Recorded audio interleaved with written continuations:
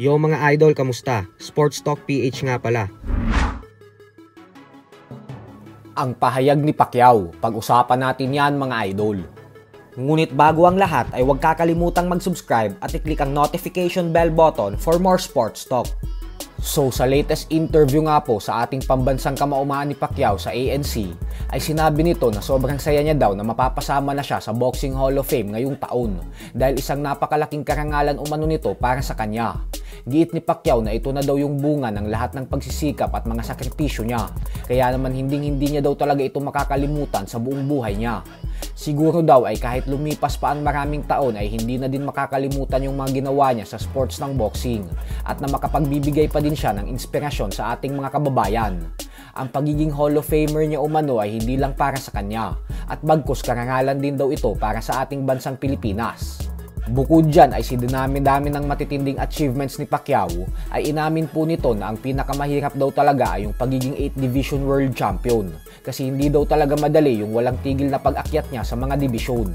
Walang katapusan na pag-eensayo at pag-aaral daw ng mga estratehiya ang ginagawa niya para lang maging matagumpay sa mga bigating laban niya.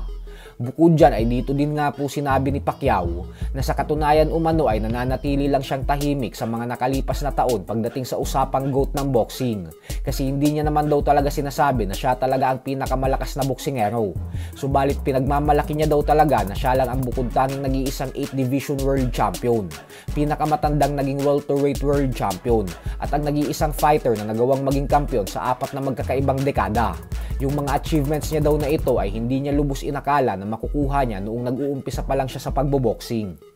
Ibinunyag din dito ni Pacquiao na sa buong professional boxing career niya ay bawat laban niya umano ay hindi naging madali sa kanya dahil talagang pinapahirapan niya ng gusto ang kanyang sarili sa ensayo kung saan kahit 12 rounds lang ang laban niya ay nagtitraining siya ng 32 hanggang 36 rounds araw-araw upang maging madali na lang ang 12 rounds sa kanya.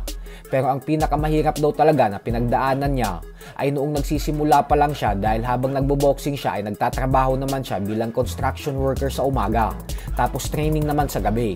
Kaya naman ang payo ni Pacman sa mga batang nangangarap na maging matagumpay din sa larangan ng boxing ay huwag daw titigil sa pagtitraining at manatiling disiplinado at umiwas sa masasamang bisyo.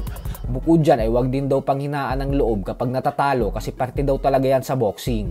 Pag natalo daw ay pag-aralan ang mga bagay at kung saan nagkulang at doon mag-focus upang hindi na maulit ang pagkakamali.